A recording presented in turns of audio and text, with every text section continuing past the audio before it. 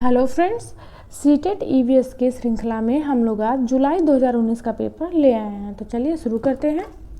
पहला क्वेश्चन है, हम उन सभी पुराने कुओं को देखते हैं जो सूख चुके हैं। हमारे बुजुर्ग कहते हैं कि लगभग 25 से 30 साल पहले कुओं में पर्याप्त पानी था, लेकिन अब ये पूरी तरह से सूख गए हैं।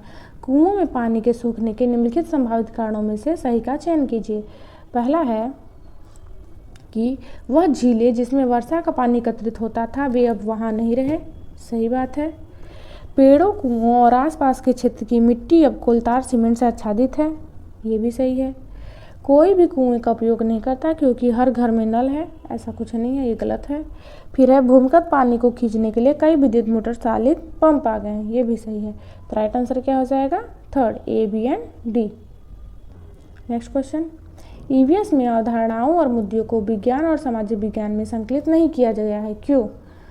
बच्चे अपने पर्यावरण को समग्र रूप से देखते हैं। यह एक अच्छी शिक्षण अधिगम रणनीति है। यह पाठ्यपुस्तक के भार में कम करने के लिए किया जाता है।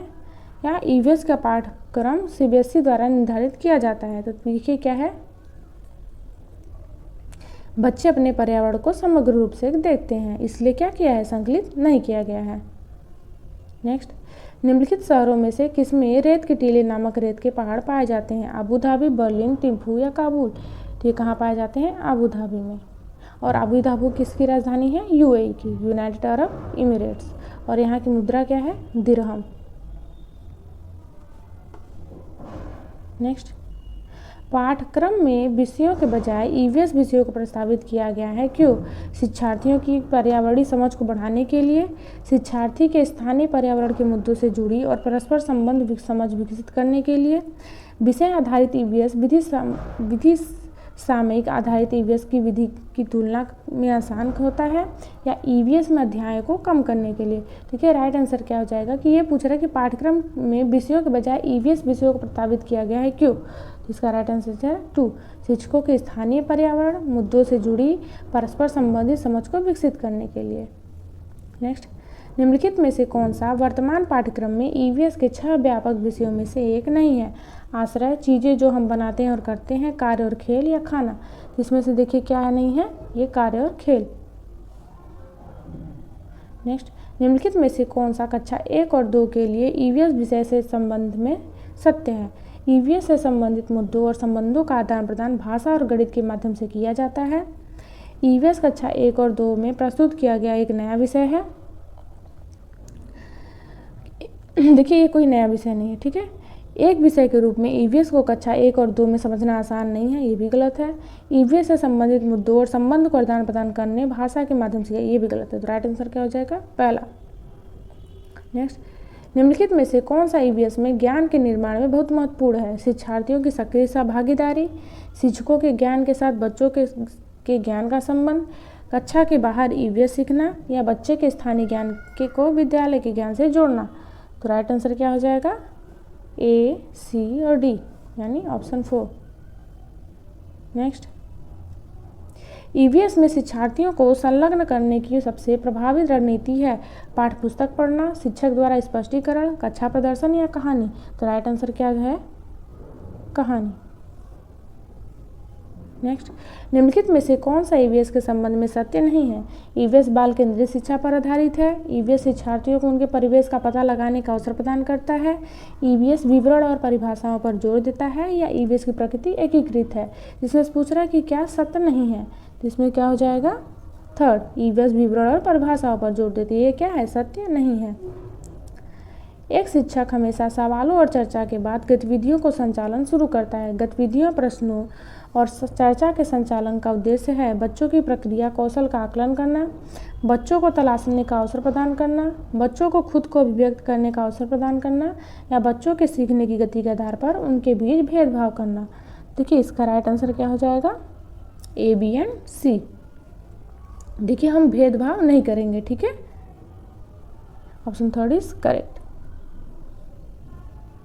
नेक्स्ट, बच्चों को ईवीएस में पाठ्यपुस्तकों और शिक्षकों के अलावा अन्य संसाधनों के लिए प्रोत्साहित किया जाना चाहिए। क्यों? पाठ्यपुस्तक और शिक्षक ईवीएस अध्ययन के एकमात्र स्रोत नहीं है। ये ऐसा नहीं है, ये तो है। यह माता पिता और समुदाय की भागीदारी को बढ़ावा देती है, ये भी सही है। यह बच्चों की पृष्ठभूमि को जानने के लिए शिक्षकों को अवसर प्रदान करती है, ये भी करती है। यह बच्चे के मनोदैहिक कौशल और सौंदर्य बोध का विकास करती है। देखिए ये क्या है, इसमें पूछा है कि मनोदैहिक कौशल या सौंदर्य बोध, ऐसा कुछ नहीं है, ठीक है। तो राइट आंसर क्या हो जाएगा, ए।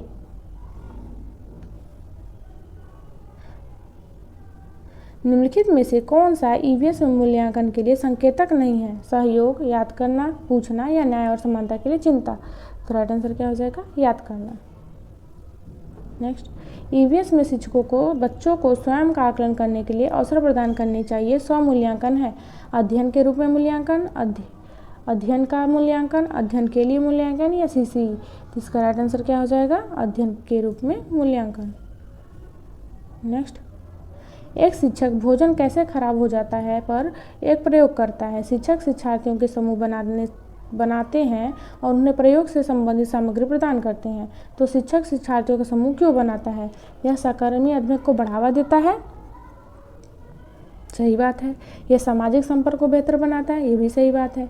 समूह शिक्षण बिना बोझ के ईवीएस अधिगम प्रभावी है तरीका है, गलत है। कक्षा में अनुशासन बनाए रखने के लिए समूह शिक्षण एक आवश्यक रणनीति, ये भी गलत है। राइट आंसर क्या हो जाएगा, ए एंड बी। नेक्स्ट, निम्नलिखित में से कौन सा ईवीएस शिक्षण का उद्देश्य नहीं है? पहला है पर्यावरणीय मुद्दों के बारे में जागरूकता विकसित करना, ये तो है। बच्चे को खोजपूर्ण और हाथों की गतिविधियों में संलग्न करना, ये भी है। बच्चों को पाठ्यपुस्तक की परिभाषा प्रदान करना, देखिए यहाँ पे परिभाषा प्रदान क्या है, ये निगेटिव है, तो ऑप्शन थर्ड इज करेक्ट। और फोर्थ क्या है, बच्चों की जिज्ञासा और रचनात्मकता का पोषण देना, ये भी सही बात है। तो राइट आंसर क्या हो जाएगा, थर्ड। नेक्स्ट, चित्र अध्ययन ईवीएस में एक महत्वपूर्ण गतिविधि है। चित्र अध्ययन के माध्यम से शिक्षार्थियों के निम्नलिखित में से कौन सा या कौन से संकेतकों का मूल्यांकन किया जा सकता है? अवलोकन और अभिलेखबद्ध करना, अभिव्यंजना, विश्लेषण या परीक्षण। तो इसका राइट आंसर हो जाएगा A, B and C. Option first is correct. Next, क्रम निर्धारण मान में किस तकनीकी का उपयोग किया जाता है? अवलोकन, जांच सूची, दत्तकार या लिखित प्रश्न। तो इसका राइट आंसर हो जाएगा जांच सूची। नेक्स्ट, झूम कृषि के अंतर्गत अनुसरण की गई पद्धति के बारे में निम्नलिखित कथनों पर विचार कीजिए। फसलों के एक संग्रह को प्राप्त करने के बाद भूमि को कुछ वर्षों के लिए खाली छोड़ दिया जाता है। जमीन पर उगने वाले बांस या खरपतवार को बाहर निकाला जाता है और जला दिया जाता है। तीसरा है खरपतवार आदि को जलाने पर प्राप्त राख का उपयोग उर्वरक के रूप में किया जाता है। चौथा है जब भूमि खेती के लिए तैयार हो जाती है तो बीज की बुआई से पहले उसकी गहरी जुताई, देखिए उसकी जुताई नहीं की जाती है। तो इसमें राइट आंसर क्या हो जाएगा, इसमें क्या पूछ रहा है कि कौन सा कथन सही है? देखिए ना ही उसकी जुताई की जाती है, ना ही उसको राख को उर्वरक एज ए वर्क करता है, और खरपतवार को बाहर नहीं निकाला जाता है, ठीक है, उसी में जलाया जाता है। तो राइट आंसर क्या हो जाएगा, ए, यानी केवल A. Option 4 is correct. Next, पहाड़ी क्षेत्र में यह देखा गया था कि लोगों ने पत्थरों, मिट्टी, चूने और लकड़ी का उपयोग करके अपने घर बनाए हैं। इन घरों में 2 मंजिलें हैं। भूतल पर वे पशुओं के रहने के लिए स्थान प्रदान करते हैं और आवश्यक वस्तुओं को भी संग्रहित करते हैं। पहली मंजिल पर वे रहते हैं। घरों की छतें समतल होती हैं और मोटी पेड़ों की टहनियों से बनी होती हैं। यह पहाड़ी क्षेत्र कौन से राज्य का हिस्सा है? मेघालय, हिमाचल प्रदेश, जम्मू एंड कश्मीर, अरुणाचल प्रदेश। तो इसका राइट आंसर क्या हो जाएगा, जम्मू एंड कश्मीर। नेक्स्ट, ऐसा माना जाता है कि जो जंतु रात में जागते हैं वे वस्तुओं को केवल रंग में देख सकते हैं। हरा और पीला, नारंगी और लाल, काला और सफ़ेद, बैगनी और नीला। तो राइट आंसर क्या हो जाएगा, काला और सफ़ेद। नेक्स्ट, केचुओं को किसानों का मित्र माना जाता है। इसके लिए निम्नलिखित कारणों में से सही कारणों का चयन करें। पहला है केचुए मृत पत्तियों और पत्तों को खा जाते हैं और उनका मल मिट्टी में निषेचित करती हैं। दूसरा है केचुए खरपतवारों को खाते हैं और मुख्य फसल को बचाते हैं। तीसरा है केचुआ जमीन के नीचे की खुदाई कर मिट्टी को नरम बनाते हैं। चौथा है केचुए द्वारा बनाई गई सुरंगें हवा और पानी को मिट्टी में आसानी से पहुँचाती हैं। तो राइट आंसर क्या हो जाएगा, सी, डी एंड ए, ठीक है। नेक्स्ट, आदिवासी लोग कांस्य का उपयोग कई वर्षों से कई वस्तुओं को बनाने के लिए करते आए हैं। कांस्य के बारे में निम्नलिखित में से सबसे सही कथन का चयन कीजिए। यह तांबे और पीतल का मिश्रण है। यह तांबा, जस्ता और एल्युमिनियम, देखिए ये तांबे और ना ही पीतल का मिश्रण है, ना ही ये एल्युमिनियम का मिश्रण। यह तांबे और टीन का मिश्रण है। ये क्या हो जाएगा, राइट आंसर। जो कांस्य है यानी ब्रॉन्ज है, ये तांबा यानी कॉपर और टीन इसका मिश्रण है। नेक्स्ट, नारियल के उपयोग से बनी किसी भी सब्जी के साथ उबले हुए साबूदाने किस राज्य के लोगों को पसंदीदा भोजन है? तो ये किसका है? केरल का।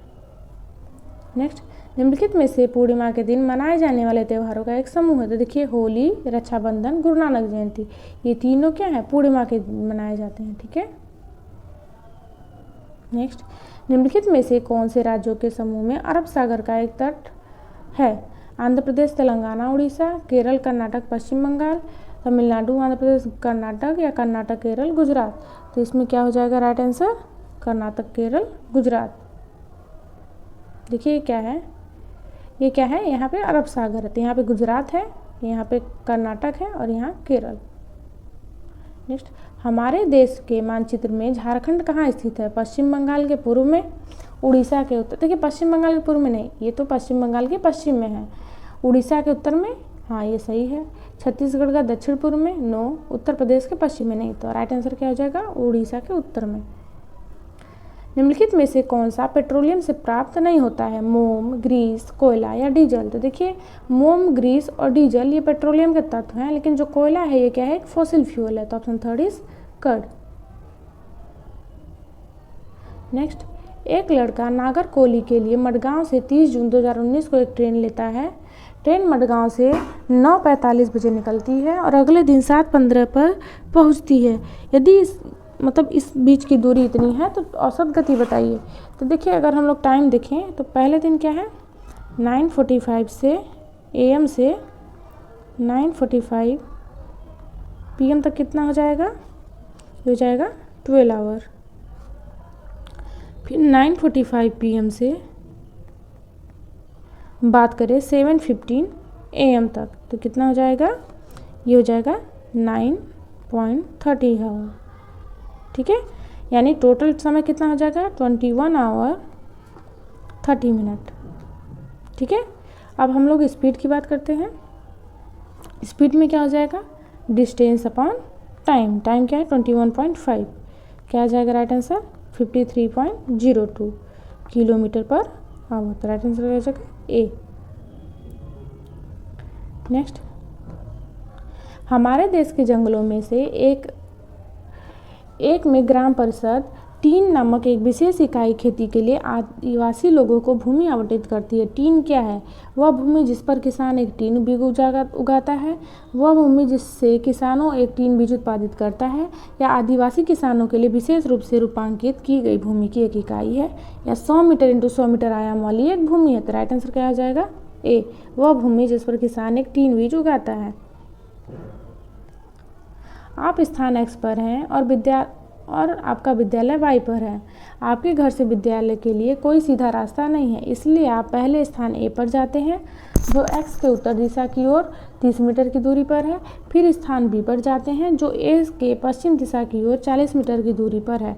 फिर स्थान C पर जाते हैं जो B के उत्तर दिशा की ओर 30 मीटर की दूरी पर है। और अंतिम में आप आपके विद्यालय Y पहुंच जाते हैं जो C के पश्चिम दिशा की ओर 40 मीटर की दूरी पर है। तो आपके विद्यालय के संबंध में आपके घर की सही दिशा क्या है? दक्षिण की ओर, पूर्व की ओर, दक्षिण पूर्व या उत्तर पश्चिम? इसका राइट आंसर क्या हो जाएगा? दक्षिण पूर्व। देखिए इसको सॉल्व भी कर लेते हैं। देखिए इसमें यह है कि आप स्थान X पर हैं, यानी X पर है। ठीक है, आपका विद्यालय इस Y स्थान पे है। आपके घर से विद्यालय के लिए कोई सीधा रास्ता नहीं। यदि आप पहले स्थान A पर जाते हैं जो X के उत्तर दिशा में, यानी उत्तर दिशा में जाते हैं A। ठीक है, ये X है, यहाँ पे कितना? 30 मीटर। फिर स्थान B पर जाते हैं जो A के पश्चिम दिशा में है। A के पश्चिम दिशा में कितना? 40 मीटर। यहाँ क्या है? B। फिर C पर जाते हैं जो B के उत्तर दिशा में है, यानी यहाँ पे ये कितना हो जाएगा? 30 मीटर C। और अंतिम में आप अपने विद्यालय Y पहुँच जाते हैं जो C के पश्चिम दिशा, यानी C के पश्चिम दिशा, यानी यहाँ Y है, कितना? 40 मीटर। अब पूछ रहा है कि आपके विद्यालय के संबंध में, इसके संबंध में आपके घर की दिशा क्या होगी? देखिए ये क्या है? ये यहाँ पे क्या होता है? ईस्ट होता है, वेस्ट, नॉर्थ, साउथ। यहाँ पे क्या है? विद्यालय है और यहाँ पे घर, तो क्या हो जाएगा? ईस्ट साउथ यानी दक्षिण पूर्व, साउथ ईस्ट। Thank you.